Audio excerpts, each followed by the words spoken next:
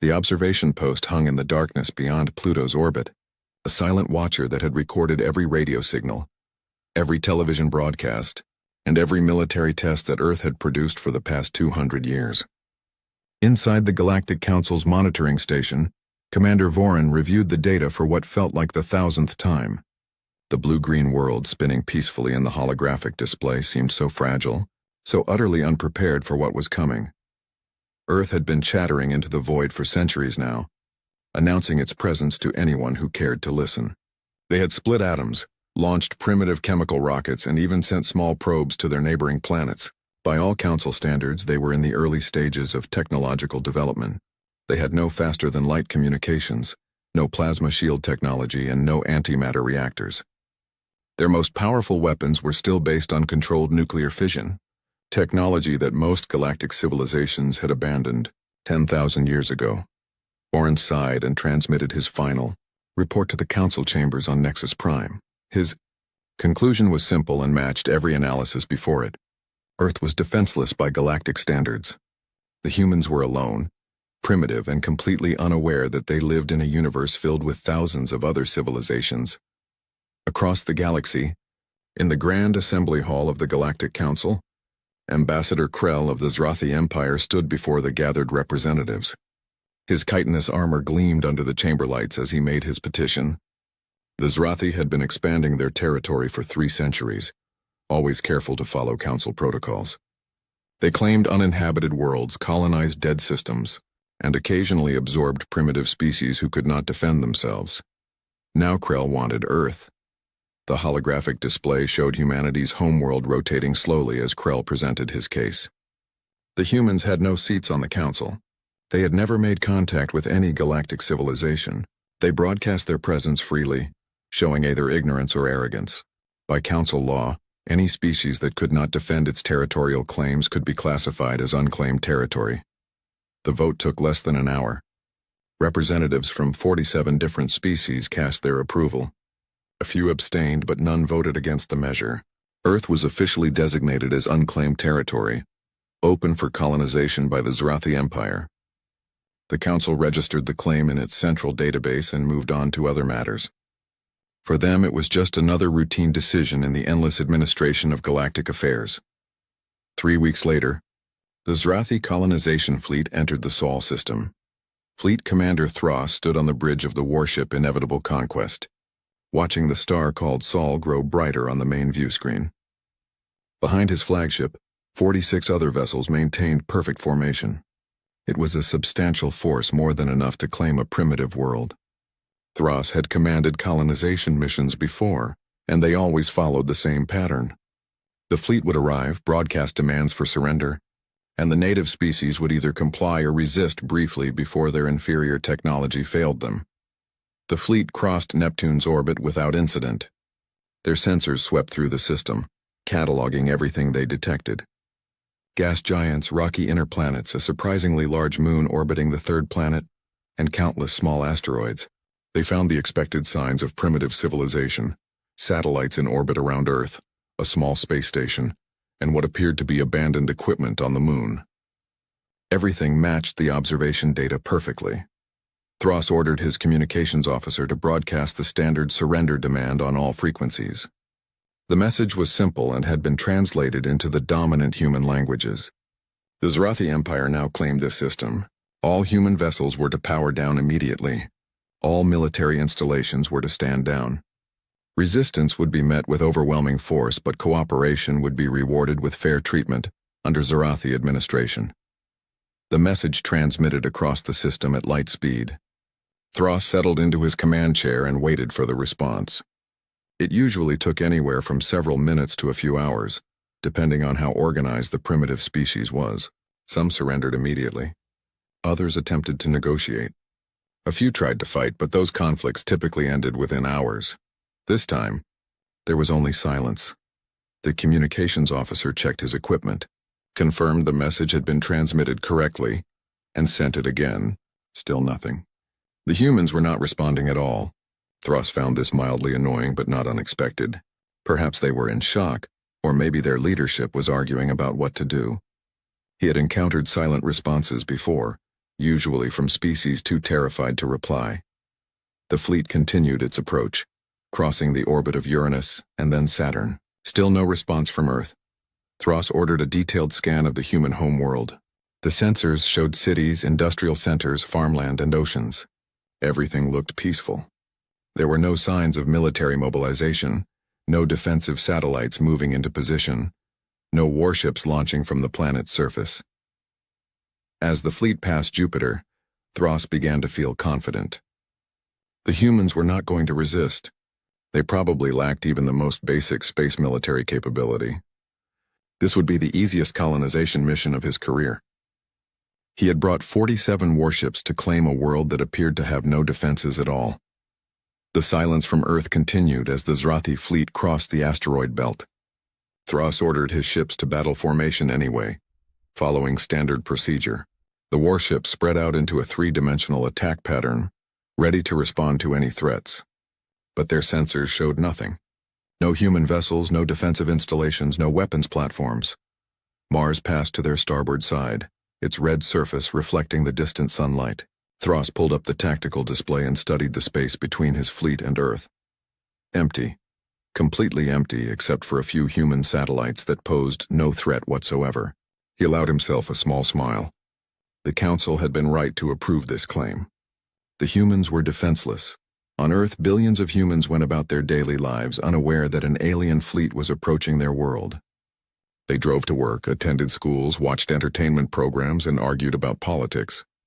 Some astronomers noticed unusual readings in deep space, but these were dismissed as sensor errors or natural phenomena. The world's military forces maintained their normal routines, monitoring each other rather than watching the stars. In the silent darkness between Mars and Earth, something waited. No radio signals gave away its position. No heat signatures marked its location. No visible light reflected from its surface. It simply existed in the cold vacuum, invisible to the approaching Zrathi fleet. Thros checked the chronometer. They would reach Earth orbit in approximately 6 hours. He planned to position his fleet around the planet, make another surrender demand, and then wait. If the humans still refused to respond, he would begin with a demonstration of power. A few missile strikes on uninhabited areas usually convinced primitive species that resistance was futile. The fleet commander had no way of knowing that Earth had been listening for 200 years. The humans had heard the galaxy's chatter, studied its signals, and learned its lessons. They had observed how civilizations announced themselves, how they broadcast their presence, and how those who made the most noise often died first. Earth had chosen silence. And in that silence, humanity had prepared for this exact moment. The Zrathi fleet crossed the orbit of Mars in perfect formation, and that was when everything changed. Lieutenant Sarex, the sensor operator aboard the inevitable Conquest, stared at her display with growing confusion. The readings made no sense. Where there had been empty space moments before, her instruments now showed gravitational anomalies. Massive gravitational anomalies. She ran a diagnostic check on her equipment, convinced there must be some malfunction. The diagnostic came back clean. The readings were real. Something enormous was moving in the darkness ahead. Objects that created gravitational distortions consistent with artificial structures of incredible mass. But her optical sensors showed nothing. Her thermal scanners detected no heat signatures. Her radio detection equipment heard only silence. Sarex reported the anomalies to Commander Thros. The fleet commander studied the sensor data with increasing irritation. His fleet had crossed most of the Sol system without detecting anything unusual, and now suddenly there were massive objects appearing on sensors? It had to be some kind of sensor error or perhaps unusual magnetic fields around Earth affecting their instruments. Then the objects began to move. All across the Zrathi fleet, sensor operators reported the same thing. The gravitational anomalies were changing position, spreading out into what appeared to be a defensive formation between the fleet and Earth. Thros ordered his tactical officer to calculate the size of the objects based on their gravitational signatures. When the numbers appeared on his display, he felt his blood temperature drop. Each object massed more than his entire flagship. There were at least 3 of them, possibly more. They were shaped roughly like elongated triangles, wider at one end and tapering to a point. The formation suggested military vessels, but that was impossible. The humans had no space navy. The Council's observation data had been clear on that point. Thros opened a channel to the rest of his fleet. All ships maintain formation but reduce speed. I want every sensor focused on those gravitational anomalies. Find out what we're dealing with. The Zrathi warships slowed their approach, and their sophisticated scanning equipment flooded the space ahead with every form of detection they possessed. Radar, LiDAR, thermal imaging, electromagnetic scanning, and even exotic particle detection systems worked simultaneously. Slowly, like ghosts materializing from fog, the outlines of 3 enormous vessels began to appear on their screens. They were unlike anything in the Zrathi database. The hulls were dark, covered in some material that absorbed sensor waves rather than reflecting them. They were massive, easily 3 times the size of the inevitable conquest. Their angular design suggested functionality over elegance, with surfaces that bristled with what could only be weapon emplacements. These were not exploration vessels or cargo ships. They were warships purpose-built for combat. Lieutenant Vex, Thros's tactical officer, studied the vessels with professional interest. "Commander, those ships are running almost completely dark. No radio emissions, minimal heat signature, no active scanning. They're using passive sensors only, and communicating through what appears to be tight-beam laser links. I've never seen anything like it." Thros felt the first stirrings of genuine concern. The humans had been broadcasting radio signals into space for 2 centuries. They had announced their presence to the entire galaxy. Why would they suddenly develop stealth technology, unless they had been planning for this exact scenario? The thought chilled him. Had the humans known the galaxy was watching? Had they deliberately appeared primitive while secretly building a space navy? It seemed impossible. Yet 3 massive warships now blocked his path to Earth, vessels that had somehow remained hidden until this moment. A communication request appeared on Thros's display. The source was one of the human vessels. He stared at the blinking indicator for several seconds, then accepted the connection. The view screen flickered and a human appeared. The being was smaller than a Zrathi, with smooth skin and binocular vision. It wore a dark uniform with insignia that Thros didn't recognize. The human spoke in clear, unaccented Galactic standard. "Commander Thros of the Zrathi Empire, I am Admiral Marcus Cole of the United Earth Naval Service. You are hereby ordered to withdraw from this system immediately. You have 30 minutes to comply." Thros felt his mandibles click together in surprise. The human spoke perfect Galactic standard, the language used in council chambers. That alone suggested extensive contact with galactic civilization.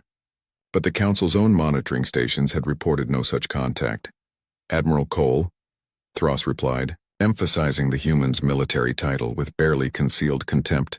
"I am Fleet Commander Thros of the Zrathi Imperial Navy. This system has been legally claimed by the Zrathi Empire under Galactic Council protocols. Your world has been designated as unclaimed territory. I recommend you surrender peacefully." The human's expression didn't change. "We are aware of the Council's decision.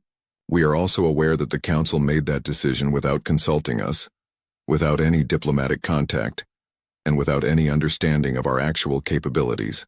That was their first mistake. Your second mistake was entering our system. You now have 29 minutes to leave." Thros felt his anger rising. No primitive species had ever spoken to him with such confidence. "You speak boldly for someone whose civilization has no representation on the Galactic Council. We have monitored your world for 200 years. We know exactly what you're capable of. You have 3 vessels. I have 47. Your mathematics should tell you how this ends." Admiral Cole leaned forward slightly. "Commander, I'm going to explain something to you, and I suggest you listen carefully. For 200 years, we've been watching the galaxy. We've intercepted your communications, studied your technology, and learned your tactics. We noticed something interesting. The civilizations that broadcast the loudest are usually the ones that get attacked first, so we made a choice. We kept listening, but we stopped talking." The human paused, letting his words sink in. "While you were monitoring our radio signals and primitive space probes, we were building a navy. While your council was debating whether to classify us as unclaimed territory, we were mining asteroids and constructing shipyards on the far side of our moon. While you were assuming we were defenseless, we were preparing for exactly this scenario." Thros studied the human on his screen. The being showed no fear, no uncertainty. It was the confidence of someone who held better cards than their opponent realized. The fleet commander pulled up tactical data on his private display. 3 human vessels against 47 Zrathi warships. The numbers still favored him overwhelmingly. "A brave speech, Admiral," Thros said coldly, "but 3 ships cannot defeat a fleet. I will give you one final chance to surrender. Power down your vessels and prepare to be boarded." Admiral Cole's expression hardened. "You misunderstand, Commander. I didn't say we have 3 ships. I said you can see 3 ships. The UN's Indomitable Will, the UN's Unbroken Dawn, and the UN's Final Answer. Those are our Dreadnought-class vessels, designed specifically for situations like this, but they're not alone." As Cole spoke, 32 more gravitational signatures appeared on the Zrathi sensors, smaller than the Dreadnoughts but still substantial.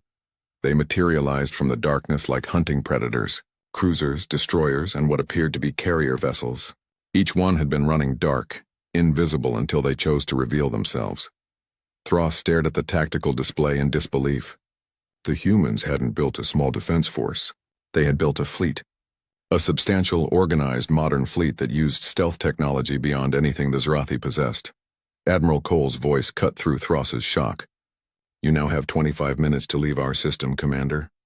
I strongly suggest you use them." Thros cut the communication and turned to his bridge crew. They were all staring at him, waiting for orders. He looked at the tactical display one more time. 35 human vessels now showed on sensors. But if they had hidden that many, how many more might still be lurking in the darkness? The fleet commander felt something he had never experienced in a colonization mission before. Doubt. He pushed the feeling aside and straightened in his command chair. "All ships, weapons free. Prepare to engage the enemy." The Zrathi fleet opened fire first. 47 warships unleashed their weapons simultaneously, and space lit up with destruction.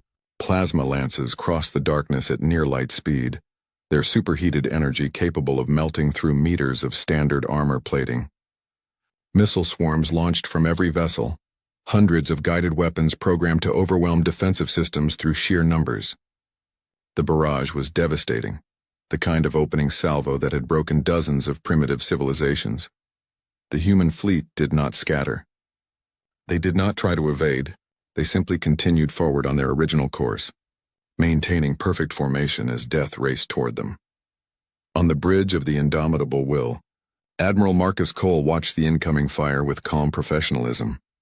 His weapons officer called out impact warnings, but Cole simply nodded. This was the moment humanity's entire naval doctrine had been designed for, the moment when enemies would learn that humans didn't build ships to dance among the stars. They built ships to endure. The first plasma lances struck the Indomitable Will's forward armor.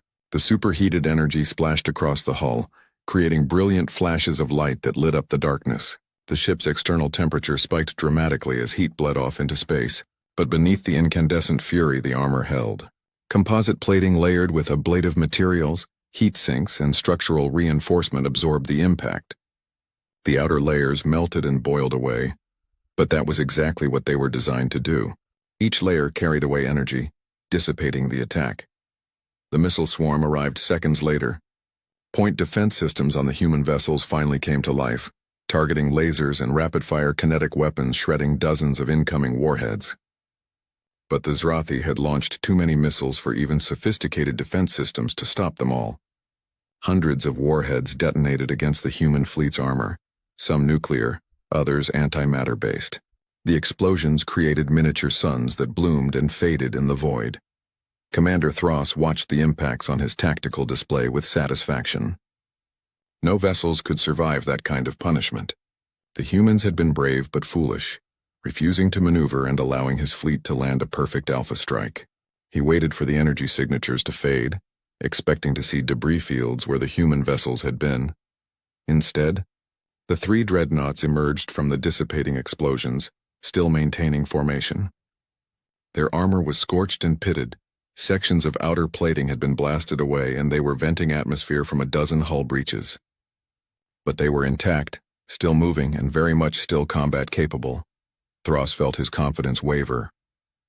That was impossible. His fleet had just delivered enough firepower to destroy a small moon. Those ships should be nothing but expanding clouds of superheated gas. Admiral Cole's voice came over the open communications channel, broadcast so every ship in both fleets could hear. "Commander Thros, you've just demonstrated why your doctrine fails against human vessels.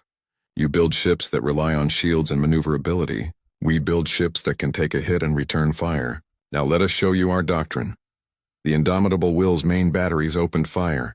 Railguns designed to accelerate tungsten rods to 15% of light speed discharged with tremendous energy releases. The projectiles were simple, solid metal rods without explosives or guidance systems. They didn't need them. At relativistic velocities, even small objects carried devastating kinetic energy. The first rod struck a Zarathi cruiser amidships. The vessel's plasma shields, designed to dissipate energy weapons, did absolutely nothing against solid matter moving at 45,000 kilometers per second. The tungsten rod punched through the shield, through the hull and out the other side. The kinetic transfer was so violent that the cruiser literally tore itself apart, breaking into 3 large pieces that tumbled away, trailing debris and bodies. The second dreadnought, Unbroken Dawn, fired a full broadside. 20 railgun rounds launched simultaneously, creating a deadly pattern that swept through the Zarathi formation. 4 more vessels took direct hits. 1 destroyer simply vanished, converted to plasma by the kinetic impact. 2 frigates suffered catastrophic damage and went dark, their power cores destroyed. A heavy cruiser survived the initial impact, but began tumbling out of control. Its engines shattered. The final answer, true to its name, demonstrated why the humans had chosen that particular designation. The Dreadnought opened fire with its main weapon, a mass driver of truly terrifying scale. The projectile it launched was the size of a small building, accelerated to extreme velocity by magnetic coils running the entire length of the ship. When that weapon hit a Zarathi battlecruiser, the result was catastrophic. The target vessel crumpled like paper, its structure unable to withstand the forces involved. Secondary explosions rippled along its hull as power systems overloaded and ammunition cooked off. In less than 3 minutes of combat, the Zarathi fleet had lost 8 vessels. Thros stared at his tactical display in horror. His carefully organized formation was dissolving into chaos. Ships were breaking formation, trying to find range where they could engage without being in the direct line of fire from those monster railguns. The human cruisers and destroyers joined the battle. They were faster than the dreadnoughts, spreading out to engage targets across the Zarathi formation. Their weapons were smaller but no less effective. They fired in coordinated patterns, multiple ships targeting single enemy vessels to overwhelm their defenses. A Zarathi destroyer took 3 railgun hits within 2 seconds and broke apart. A frigate attempted to evade but ran directly into fire from a human cruiser and was bisected. What terrified Thros most was how the humans fought. They didn't dodge or weave. They selected targets close to optimal firing range and systematically destroyed them. When they took damage, they simply absorbed it and kept fighting. A human destroyer lost its entire bow section to a plasma lance hit, but continued firing its aft weapons until a second hit finally disabled it. Even then, it didn't explode. The crew apparently sealed the damaged sections and prepared for boarding actions. The Zarathi had never encountered an enemy like this. Most species built vessels designed to avoid damage. The humans had built vessels designed to endure damage and dish out worse in return. It was a fundamentally different approach to naval combat, and it was terrifyingly effective. Thros's tactical officer shouted a warning.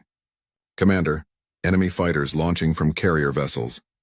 The fleet commander pulled up the new contact data. Human fighter craft were emerging from 2 carrier-type vessels that had hung back during the initial exchange. But these weren't the nimble interceptors common throughout the galaxy. They were massive, heavily armored gunships that looked more like flying tanks than fighters. Each one bristled with weapons and appeared to have armor plating thick enough to shrug off hits that would vaporize standard fighters. The human gunships tore into the Zarathi formation like sharks among fish. They worked in pairs, using coordinated attacks to catch enemy vessels in crossfire. A Zarathi corvette attempted to evade but found itself trapped between 2 gunships. Both humans fired simultaneously and the corvette ceased to exist. The gunships didn't even slow down, immediately moving to their next target. Thros realized with growing horror that his fleet was being systematically dismantled. In 20 minutes of combat, he had lost 23 vessels. Nearly half his fleet was either destroyed or too damaged to continue fighting. The human casualties stood at 2 destroyers disabled and 1 cruiser with moderate damage. The exchange ratio was insane. Even worse, the Zarathi crews were starting to break. Ships were falling back without orders, captains making independent decisions to withdraw rather than face those terrifying human weapons. Thros tried to rally his fleet, but his voice no longer carried the authority it once had. Fear had entered the equation, and once fear took hold of a military force, collapse followed quickly. The indomitable will fired again, its railgun sending another volley of tungsten death into the Zarathi formation. 2 more ships died, one instantly and one after a brief period of secondary explosions. Thros watched them die and finally accepted what his pride had refused to acknowledge. He was losing. The humans were winning, and if he didn't act now, his entire fleet would be destroyed. Thros opened a channel to his remaining vessels. All ships execute emergency withdrawal. Jump to rally point Sigma 7 immediately. The order was met with almost shameful relief. The surviving Zarathi vessels turned away from Earth and began charging their faster-than-light drives. But as they did, they discovered the final piece of human tactical planning. The smaller human vessels had been hurting them throughout the battle, using their positioning to drive the Zarathi fleet into a specific area of space, right into the engagement range of 6 human cruisers that had been waiting in silent ambush. The emergency session of the Galactic Council convened 12 hours after the battle in Sol system. Representatives from 247 species filled the Grand Assembly Hall on Nexus Prime, and every single one of them had reviewed the engagement data. The footage had been transmitted by automated monitoring stations, captured from multiple angles and verified by independent sources. There could be no doubt about what had happened. Ambassador Krell stood in the center of the chamber, his chitinous armor no longer gleaming. He looked diminished somehow, as if the weight of what his people had set in motion had physically reduced him. He had watched the battle recordings 17 times, and each viewing made the situation clearer. The Zarathi Empire had sent 47 warships to claim a primitive world. 29 of those vessels had been destroyed or disabled. The remaining 18 had fled the system in disorder. The humans had lost 2 ships. Council Speaker Matthias, a tall insectoid being from one of the oldest civilizations in the galaxy, addressed the assembly. "We have all reviewed the engagement data. I will now open the floor for discussion. However, I must first address the question that everyone is thinking. How did we not know about Earth's military capabilities?" The director of observation operations, a floating jellyfish-like creature named Yeneth, activated his communication device. His translated voice filled the chamber. "The observation posts have monitored Earth for 200 years. We have comprehensive data on their radio broadcasts, their technology development, and their space exploration efforts. Based on all available information, Earth appeared to be a civilization in the early stages of spacefaring development. They had no faster-than-light capability, no energy shields, and no antimatter technology. And yet," Speaker Matthias interrupted, "they had a space navy of at least 35 vessels, including 3 Dreadnought-class warships that survived a concentrated alpha strike from a Zarathi battle fleet. How do you explain this discrepancy?" Yeneth's form pulsed with what might have been embarrassment. "After reviewing the engagement data, we believe the humans deliberately concealed their military development. They continued broadcasting civilian communications while conducting all military research and construction in radio silence. They built their shipyards on the far side of their moon, used laser-based communications that left no detectable signature, and employed stealth technology that rendered their vessels effectively invisible to our sensors." A representative from the Torval Consortium spoke up. "Are you saying that a primitive species outsmarted the Council's observation network?" "Not primitive," came a new voice. Admiral Sarah Chen appeared on the central holographic display, transmitted via quantum link from somewhere in Sol system. She wore a dark blue uniform with silver insignia, and her expression was one of calm professionalism. "The Council has made a fundamental error in classification. You observed our civilian technology and assumed that represented our total capabilities. It did not." The chamber erupted in noise. Representatives shouted questions, demanded explanations, and argued among themselves. Speaker Matthias eventually restored order and addressed the human directly. "Admiral Chen, I presume, the Council has not authorized diplomatic contact with your species. The Council classified my homeworld as unclaimed territory without consulting us," Chen replied evenly. "You authorized military action against Earth without any attempt at peaceful contact. Under those circumstances, we felt authorization was unnecessary." Krell found his voice. "You speak as if you have the authority to negotiate with the Council. Your world has no representation here. You have no legal standing under galactic law. Chen's expression hardened. Commander Thross said something similar before we destroyed his fleet. Let me be very clear about something. We don't need your permission to exist. We don't need your authorization to defend ourselves, and we certainly don't need representation on a council that makes decisions about us without consulting us.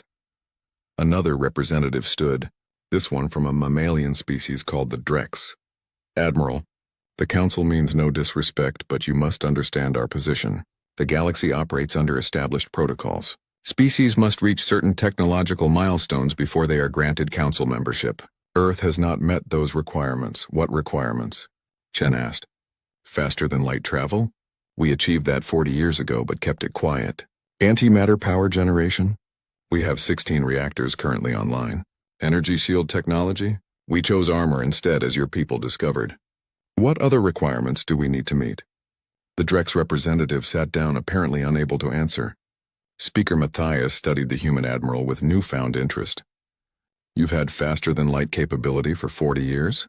That would mean you achieved it during your planetary information age. That's remarkably fast technological progression.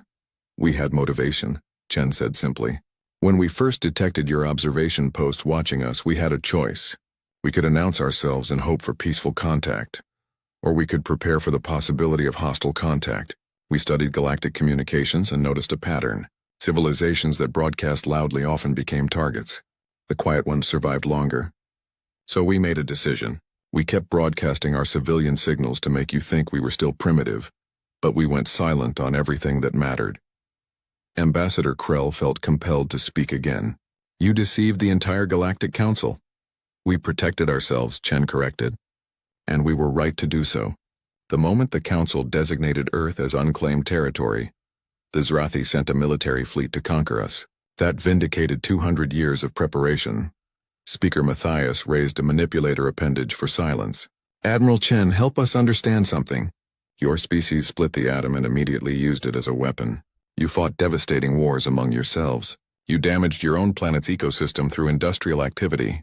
By all observations, humanity appeared to be a violent, short-sighted species. Why should the Council believe you won't be a threat to galactic stability? Chen was silent for a moment, and when she spoke, her voice carried a weight that made the entire chamber listen. You watched us split the atom and asked why we immediately weaponized it. Let me answer that. Because we're a species that has survived every threat we've ever faced. Ice ages, predators, disease, famine, and yes, each other. We've been fighting for survival since we climbed down from the trees. That's not something to fear, Speaker Matthias. That's something to respect, she paused, letting her words settle. You want to know if we're violent? Yes, we're capable of tremendous violence when threatened. You want to know if we're short-sighted? No, we spent 200 years preparing for a threat we hoped would never come. You want to know if we're a danger to galactic stability? That depends entirely on how the galaxy treats us. The Admiral pulled up a display showing Earth's fleet. 47 vessels hung in formation around their homeworld. And the display clearly showed that more were under construction in the lunar shipyards. When the Zrathi sent 47 ships to conquer us, we made sure we had the capability to match them. That's not aggression, Council members. That's deterrence. We built one ship for every vessel they sent, and we'll continue building until we're confident that no one will make the same mistake twice. A new voice entered the discussion. It came from the gallery reserved for observing species, civilizations that attended council sessions but rarely spoke. The Vexthari were an ancient race, older than most of the current council members combined.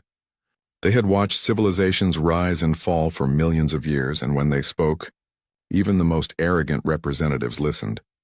The Vexthari delegate was a crystalline being that communicated through modulated light.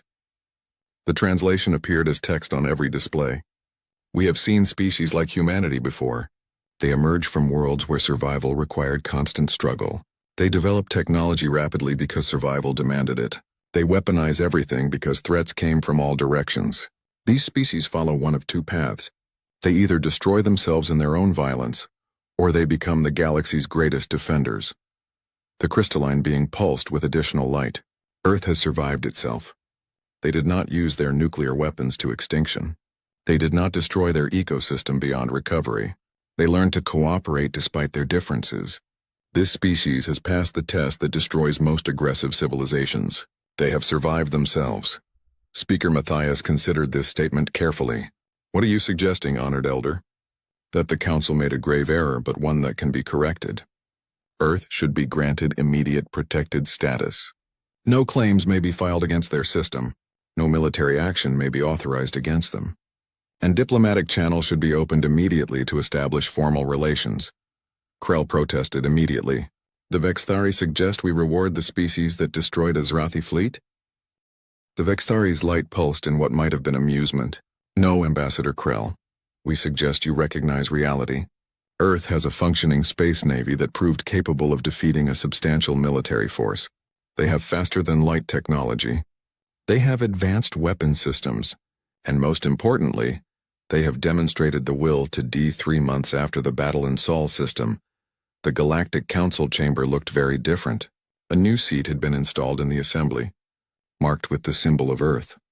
It remained empty for now, as humanity continued to debate whether they wanted representation in a body that had recently tried to authorize their conquest. But the empty chair sent its own message. Earth existed, Earth was powerful, and Earth could no longer be ignored.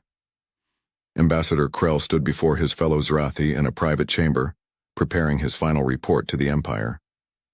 The battle had cost him everything. His political career was finished, his family name dishonored, and the Zrathi expansion had ground to a halt. Other species now looked at the Zrathi with suspicion, wondering if they too might have been targeted had Earth not stopped the colonization fleet. The report was simple and humiliating. The Zrathi Empire formally withdrew all claims to Sol system. They agreed to pay reparations for the attack, though the humans had oddly requested medical supplies and scientific information rather than territory or resources. Most painful of all, the Zrathi acknowledged that they had grossly underestimated Earth's capabilities and apologized for the unprovoked military action. Krell sealed the report and transmitted it to the Imperial Council. Then he sat alone in the darkened chamber, thinking about how quickly everything had changed. 3 months ago, the Zrathi had been an expanding power with ambitions of becoming a major galactic player. Now they were a cautionary tale, the species that had tested Earth and lost. Across the galaxy, other civilizations were rapidly revising their assessments of humanity. Intelligence agencies that had ignored Earth for centuries now devoted substantial resources to understanding them. Military planners studied the battle recordings, trying to understand human tactical doctrine. Diplomats prepared briefings on human culture, psychology, and negotiating style. Some species saw opportunity. The Varan Collective sent a diplomatic envoy to Earth proposing a trade agreement. The humans had raw materials and needed advanced technology. The Varan had technology and needed resources. It was a mutually beneficial arrangement, and after careful negotiation, Earth signed its first interstellar treaty. Other species saw threat. The Koltar Dominion, a militaristic civilization with territorial disputes against several neighbors, began a crash program to develop weapons similar to the human railguns. They had watched Earth's kinetic weapons tear through Zrathi's shields and armor, and they wanted that capability for themselves. Several other military powers did the same, setting off a small arms race in certain sectors of the galaxy. But most species simply watched and waited, trying to understand what humanity's emergence would mean for the established galactic order. The Vexthari had been right about one thing. Species that survived themselves often became defenders of peace, having learned the true cost of war through bitter experience. But whether humanity would follow that path remained to be seen. On Earth, the debate about galactic involvement consumed political discussion. Some argued for immediate council membership, believing that humanity needed a voice in galactic affairs to prevent future misunderstandings. Others advocated for continued isolation, pointing out that the council had proven itself untrustworthy. Still others proposed a middle path: engagement without membership, maintaining Earth's independence while building relationships with trustworthy species. Admiral Sarah Chen sat in her office at Earth Naval Command, located deep inside the lunar military complex. Before her, holographic displays showed the current disposition of the Earth fleet. 47 combat vessels were operational, with another 30 under construction. The shipyards had expanded dramatically since the battle, and construction timelines had accelerated. Within 2 years, Earth would have over 100 military vessels, A fleet that would make them a significant power by any galactic standard. A knock at her door interrupted her review. "Come in," she called, and Admiral Marcus Cole entered. He looked tired but satisfied, having just returned from a diplomatic mission to the Varan homeworld. "How did it go?" Chen asked. Cole settled into a chair and grinned. "Better than expected. The Varan are genuinely interested in partnership, not domination. They were impressed that we asked for medical technology and educational materials as reparations from the Zerathi instead of territory or weapons. Apparently, most species would have demanded strategic assets. Most species didn't just prove they could defend their strategic assets," Chen replied. "We don't need the Zerathi's territory. We need to improve our medical technology and understand galactic science better. That's worth more than a few star systems we don't have the population to settle anyway." Cole nodded agreement. The Varan also mentioned something interesting. Several species have approached them asking about Earth's intentions. Everyone wants to know if we're planning to expand aggressively, or if we're content with defending Sol System. "What did you tell them?" "The truth. We have no territorial ambitions beyond our own system. We're not interested in conquest or colonization, but we will defend ourselves and any allies we make with overwhelming force if necessary." Chen considered this. "Did they believe you?" "I think so." The Varan diplomat said something that stuck with me. He said that species which have known real war rarely seek it out afterward. They understand the cost too well. He thinks humanity will be a stabilizing force in the galaxy, because we know what destruction looks like. The Admiral pulled up a new display, showing a political map of the local galactic sector. Dozens of species, hundreds of star systems, and countless competing interests all jostling for position. "I hope he's right, Marcus. Because from where I'm sitting, this galaxy looks like Earth in the 20th century. Multiple powers, shifting alliances, territorial disputes, and no one with the authority to enforce peace. That's why they're afraid of us," Cole said quietly. "We're not just another minor species trying to find a place in the existing order. We're a completely new factor with unknown intentions and proven military capability. That makes us unpredictable, and unpredictability frightens established powers." Chen stood and walked to the window. Through the transparent aluminum, she could see Earth hanging in the black sky, a blue and white marble that held 8 billion humans. Behind her, Cole waited silently, understanding that his superior was working through something important. Finally, Chen spoke. "We're going to accept the council seat." Cole looked surprised. "The general staff voted against that last week. I know. But I've been thinking about the Vexthari's statement. Species like us either destroy themselves or become defenders. We've proven we won't destroy ourselves. That means we have a responsibility to be the second thing. And we can't defend anything if we're isolated and alone." She turned to face him. "The galaxy isn't going to leave us alone, Marcus. The Zerathi proved that. If we isolate ourselves, we'll just be reacting to threats as they appear. But if we engage, if we build alliances and establish relationships, we can shape the environment around us. We can prevent conflicts rather than just responding to them." Cole thought about this for a moment. "You're talking about becoming a galactic power." "I'm talking about surviving," Chen corrected. "We spent 200 years preparing to defend Earth. Now we need to spend the next 200 years ensuring we never have to defend it again. That means diplomacy, alliances, and yes, maintaining a military that makes potential aggressors think twice." The Admiral pulled up another display, this one showing the locations of the 3 Dreadnoughts. The Indomitable Will, Unbroken Dawn, and Final Answer hung in orbit around Earth, silent guardians that had proven their worth in battle. "These ships bought us a seat at the table. Now we need to decide what we're going to do with it." Cole stood and moved to join her at the window. "You know that half the council fears us and the other half wants to use us, right?"